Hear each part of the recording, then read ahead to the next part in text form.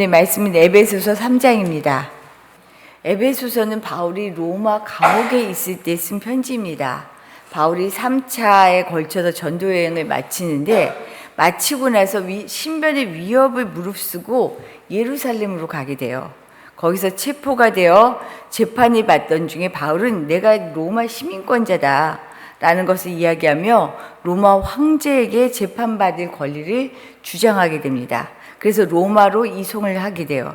이때 로마의 감옥에서 쓴 편지들이 있는데 이것이 에베소서, 빌립보서, 골로새서, 빌레몬서, 이래서 이 네 권의 책을 옥중서신이다라고 얘기합니다. 오늘 1절 말씀을 봐도 바울이 지금 감옥에 갇힌 것을 알 수가 있어요. 이러므로 그리스도 예수의 일로 너희 이방인을 위하여 갇힌 자 된 나 바울이 말하거니와. 잘못한 것이 없이 감옥에 갇힌 억울하고 사실 기막힌 상황임에도 불구하고요. 오늘 우리가 읽은 이 말씀을 쭉 보면 바울의 편지에는 당당함이 묻어나요. 이처럼 고난 앞에서 당당하고 오히려 그 기세가 분명합니다. 이런 바울을 통해서 우리가 어떻게 믿음으로 나아가야 할까 함께 살펴보고자 합니다. 먼저는요. 사명이 분명한 사람은 세상에 감당하지 못합니다. 세상에 끌려다니지 않는다는 거죠. 바울은 로마로 잡혀가기 전에도 복음을 전하다가 정말 수없이 많은 어려움을 겪었어요. 고린도전서 11장을 보면 스스로 그런 표현을 한 부분이 나오는데 제가 잠시 한번 읽어드릴게요. 내가 수고를 넘치도록 하고 옥에 갇히기도 더 많이 하고 매도 수없이 맞고 여러 번 죽을 뻔하였으니 유대인들에게 40에 하나 감한 매를 5번 맞았으며 3번 태장으로 맞고 1번 돌로 맞고 3번 파선하고 일주야를 깊은 바다에 지냈으며. 여기서 생명을 건진 게 신기하죠. 와, 어떻게 이런 일을 겪을 수 있을까? 정말 바울 대단합니다. 그런데 이런 고난에도 불구하고요, 전혀 굴복하지 않아요. 사람이 이럴 수 있을까요? 아니, 고난이 있는 것을 알면서도 오히려 주변에서 말려요. 거기 가면 지금 죽는다고, 잡힌다고. 그런데 주저하지 않고 당당하게 그 고난 속으로 뛰어들어갑니다. 이게 어떻게 가능할까요? 저기 가면 내가 분명히 오해를 사, 또는 저기 가면 분명히 내가 손해를 봐, 저기 가면 오히려 사람들이 나한테 수근수근 거려, 뻔히 아는데 두려워하지 않는다는 거예요. 이게 어떻게 가능할까? 목적, 즉 자기 삶의 사명이 분명하기 때문에 가능합니다. 그래서 제가 사명이 분명한 사람은 세상에 감당하지 못한다라고 얘기했는데 히브리서 11장이 믿음에 대한 장이에요. 거기 믿음의 사람들을 쭉 열거를 해요. 그러다가 뒤에 보면 이들을 가리켜서 세상에 감당하지 못한다라고 얘기해요. 믿음이 세상이 감당하지 못할 사람으로 만들 수 있다는 거예요. 사명이 분명하면. 이미 읽은 1절의 말씀을 통해서 바울은 그리스도 예수의 일로 너희 이방인을 위하여 갇힌 자 되었다 라고 자신이 감옥에 갇힌 이유를 말합니다. 그러면서 13절 말씀, 오늘 읽은 마지막 말씀이에요. 3장. 여기에서 말씀을 통해 자신의 추억으로 낙심하지 말 것을 당부합니다. 내가 이방인을 위한 이 사역 때문에 감옥에 갇혔지만 이것 때문에 너희들이 낙심하면 안 돼 라고 당부를 하는 거예요. 아니, 오히려 이것이 영광된 일이다 라고 얘기해요. 제가 한번 13절 말씀을 읽어드릴게요. 그러므로 너희에게 구하노니 너희를 위한 나의 여러 환난에 대하여 낙심하지 말라. 이는 너희의 영광이니라. 감옥에서 지금 이렇게 얘기하고 있어요. 바울이 이처럼 이방인을 위하여 감옥에 가게 된 것이 오히려 영광이기에 낙심할 필요가 없다라고 말할 수 있는 것은요, 자신의 사명이 이방인의 구원을 이루는 것이라는 것이 분명했기 때문이에요. 이거 아니면 안 되라고 생각했기 때문이에요. 어제도 제가 저희 큰애하고 그런 얘기를 했어요. 저희 큰애가 한번 그러더라고요. 어릴 때 중학교 때인 것 같아요. 엄마, 나도 신학대 가야 돼? 그러더라고요. 그래서 제가 그랬거든요. 왜? 그랬어요. 그랬더니 아니 엄마 아빠가 목사님이니까 나도 목사님 돼야 되는 거 아니야? 그래서 야 엄마 아빠가 목사님인데 왜 네가 목사님 해야 돼? 그랬더니 아 그럼 안 해도 돼? 알았어. 그러고는 아예 생각이 없어지더라고요. 그러면서 어제 그런 얘기를 했어요. 엄마 진짜로 그때 엄마가 나한테 해준 얘기가 있대요. 내가 목사가 되지 않으면 죽을 것 같은, 진짜로 목사를 꼭 해야 되는 것 같은 이 마음이 있을 때 하는 게 목회야라고 그랬대요. 그래서 제가 야 내가 명언을 했다 그랬어요. 무슨 일이든 힘들지만 사명이 아니면 할 수 없는 일이기 때문에 그런 거죠. 바울이 옥에가 지고 죽을 뻔한 걸 지금 한두 번 겪은 게 아니잖아요. 그냥 목숨을 내놓고 살았잖아요. 그런데 그 속으로 뛰어들어요. 그 고난 속으로. 이건 왜 그래요? 자기 사명을 알았어요. 나는 이방인을 위한 구원의 일을 하는 것, 이게 아니면 나는 아니야. 하나님이 나한테 이거 맡겼어. 난 죽도록 이거 하면 돼. 라는 게 분명했기 때문이거든요. 유대인들에게 하나님의 백성으로 선택받았다고 하는 선민사상, 너무 특별하고 특별한 정말 그들에게 선물이었어요. 그들만이 누리는 특권이었죠. 그런데 이 특권이 예수 그리스도를 통해 이제 이방인들에게까지 전해지게 되었다라고 말하고 있습니다. 구원이 더 이상 제한된 특권이 아니고요, 모두에게 펼쳐진 은혜라는 거죠. 이게 6절의 말씀에 나와요. 우리 6절 에베소서 3장 6절 말씀 한번 같이 읽어보겠습니다. 에베소서 3장 6절입니다. 이는 이방인들이 복음으로 말미암아 그리스도 예수 안에서 함께 상속자가 되고 함께 지체가 되고 함께 약속에 참여한 자가 됨이라. 아멘. 유대인들 나만 우리만이었는데 함께 상속자 하나님의 자녀가 되었다라는 거죠. 유대인의 전유물이던 하나님의 구원의 은혜가 이제 이방인에게까지 열려졌다라는 겁니다. 하지만 이것은 아직 드러나지 않은 비밀이에요. 그래서 4절에서는요, 그리스도의 비밀이다라고 표현을 해요.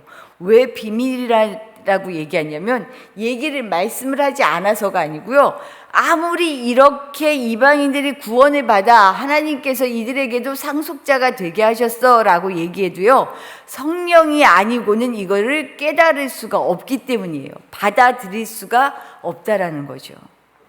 5절 말씀을 보면 사람의 생각으로는 알아차릴 수 없는 일이라고 얘기합니다. 왜요? 이제까지 살아왔던 방식으로는요, 이방인은 유대인들에게 죽어 마땅한, 상종할 수 없는 버림받은 사람들이었거든요. 다른 사람들의 이목, 살아왔던 방식, 이런 것들을 생각하면요, 틀을 깨는 이방인의 구원은 쉽게 이해할 수 없었어요. 아니, 말도 안 되는 얘기였어요. 이 말을 하는 바울이 죽일 놈이었어요. 그래서 죽이려고 시도했잖아요. 지금 감옥에까지 가 있잖아요. 율법을 목숨처럼 여기던 유대적인 사고를 가지고 살아가는 사람들에게 율법을 깨는 다른 이야기를 받아들이는 일 쉽지 않아요. 우리도 역시 마찬가지예요. 우리가 살아왔던 사고방식, 생각하고 있는 기준들, 이것이요 정말 고정된 것이어야 하나? 잘 봐야 돼요. 목숨처럼 지켜야 하는 것이 있는가 하면요, 빨리 놔야 돼요. 나를 썩게 하는 것이 될 수도 있어요. 지금 유대인들이 그랬잖아요. 오죽하면 예수를 십자가에 못 박아 죽이잖아요. 그 일을 성공하잖아요. 바울은 자신의 사명을 7절 말씀을 통해 이렇게 이야기합니다. 이 복음을 위하여, 이방인의 구원이죠, 그의 능력이 역사하시는 대로 내게 주신 하나님의 은혜의 선물을 따라 내가 일꾼이 되었노라. 내 사명을, 자기 사명을 지금 이렇게 고백하고 있죠. 생명의 위협을 받으며 세상 억울하게 옥살이하고 있지만 바울은 자신의 사명, 자기를 부르신 하나님의 목적이 이방을 구원하는 일임을 알기에 불구덩이도 마다하지 않는 것입니다. 오히려 그 불구덩이로 뛰어드는 것을 기뻐하며 영광이다라고 얘기해요. 힘이 안 들어서 영광일까요? 죽을 만큼 힘들었어요. 죽기 직전까지도 갔었어요. 그런데도 그렇게 가는 거예요. 그러니 세상에 어떻게 감당하는 사람이에요? 다 감당 못하죠. 이런 사람을 세상이 이기고 감당할 수 없습니다. 그럼 이제 우리 차례죠. 그렇다면 나의 사명은 무엇인가? 우리의 사명은 무엇인가? 우리는 이 땅에서 어떻게 살아가야 하는가? 우리가 두 번째로 볼 말씀입니다. 우리의 사명은요, 하나님 속에 감추어진 비밀을 드러내는 일입니다. 비밀을 드러내는 일. 교회 공동체뿐만 아니라 교회된 우리 한 사람 한 사람의 존재 목적은요, 선교적인 존재가 드러나는 거예요. 이 말은 뭐냐면 우리의 말과 행동을 통해서 하나님의 구원의 은혜, 하나님의 나라, 선교의 사명이 드러나야 한다는 겁니다. 작정하고 선교할 수 있죠. 그래야 되죠. 하지만 작정하고 선교를 하는 것이 아니어도 사는 것 자체가 선교가 될 수 있는 것, 이게 교회된 우리의 일이에요. 사명이에요. 이 땅을 살아가는 모습이에요. 바울 당시에 감추어진 그리스도의 비밀은요, 그 누구도 생각하지 못했던 이방 선교였습니다. 아까 그러잖아요. 드러나지 않은 비밀, 그리스도의 비밀, 성령의 은혜가 아니고는 깨닫지 못하고 아무리 말로 들어도 받아들일 수 없는 것. 그래서 비밀이에요. 감추어져 있어서. 이 일을 위해 부르심을 받은 바울은 생명도 아끼지 않았습니다. 오히려 생명의 위협을 영광으로 여기며 끝까지 부르심을 향해 나아갔죠. 그럼 이 시대에 감추어진 하나님의 비밀은 무엇일까요? 사실 성경의 말씀을 보면 되게 신기하지 않으세요? 똑같은 말씀인데 시대에 따라서 이것을 어떻게 조명하여 보고요, 깨달아야 하는가, 그 시대마다 일이 달라요. 예전에는 박해가 눈에 보이게 해서 숨어서 신앙생활을 했죠. 지금 숨어서 생활하나요? 지금 우리가 아니잖아요. 다른 시대를 살고 있어요. 그리스도의 하나님의 감추어진 이 시대의 비밀은 무엇일까? 사실은 교회를 이끌어가면서 이게 굉장한 과제예요. 하나님, 우리가 무엇 때문에 교회로 지금 여기 서 있습니까? 하나님, 이거는 또 한 사람 한 사람에겐 하나님, 뭐 때문에 내가 지금 이 힘든 세상을, 이 고난 속에서, 이 어려움 속에서 뭐 때문에 살아가야 합니까? 살아가는 끈이 무엇입니까? 사실은 늘 물어보잖아요. 하나님의 말씀을 각 시대마다 다양하게 담당하여 드러내야 하는 비밀이 있습니다. 이제까지 우리가 조금 더 크게 보면 한국교회는 양적 성장을 이루며 입술로 고백하는 믿음을 이루는데 주목해왔던 것 같아요. 한 사람 한 사람이 구원을 받아 어떻게 사느냐보다는 구원받았어, 됐어, 천국 가, 여기에 많이 집중하지 않았나 싶어요. 근데 이것이 지금 어떻게 돼요? 욕먹는 요인이 되고 있어요. 교회는 다닌다고 하는데요, 사는 건 세상 사람들과 다르지 않아요. 탐심에 젖어, 욕심에 젖어. 아니, 교회가 커지고 탐심을 조작하는 거에 힘쓰고 있다라고 욕을 먹고 있어요. 그럼 우리의 사명은 지금 뭘까요? 많이 지금 사명으로 생각되어지는 일 가운데 하나가, 거룩한 구원을 이 땅에서의 말과 행동과 무관하게 사라지는 그리스도인이 아니라 말과 삶에서 그리스도의 낮아짐, 그 섬김, 겸손의 십자가가 이제 감추었던 비밀 속에 있는데 드러내야 하는 것, 이게 우리 교회의 지금 한국교회의 사명 아닐까라는 생각을 참 많이 하게 되더라고요. 십자가가 숨겨진 거죠. 감추어진 거죠. 사람들이 몰라요. 십자가 기독교에서 말하는데 오히려 교회에 세워진 교회를 십자가를 보고 아유 질렸어 이렇게 말하고 있는 것 같아요. 이제 이 감추어진 비밀을 드러내야 되지 않을까요? 진짜 십자가는 무엇인지 말로가 아니라 삶으로, 섬김으로, 정말 흉내가 아닌 겸손으로 우리가 교회 되어서, 그리고 교회가 그런 일을 통하여 이 감추어진 비밀을 드러내야 되는 때가 아닌가라는 생각이 들더라고요. 지금 한국교회에서 십자가의 진짜 의미가 감추어진 것 같습니다. 이제 십자가의 겸손과 낮아짐을 드러낼 수 있는 일을 내가 사명으로 알고, 우리 교회가 사명으로 알고 이 일을 충실히 해나갈 수 있으면 참 좋겠다라는 생각을 하게 돼요. 우리 겸손하게 살아요. 예수님처럼 살아가기를 힘썼으면 좋겠습니다.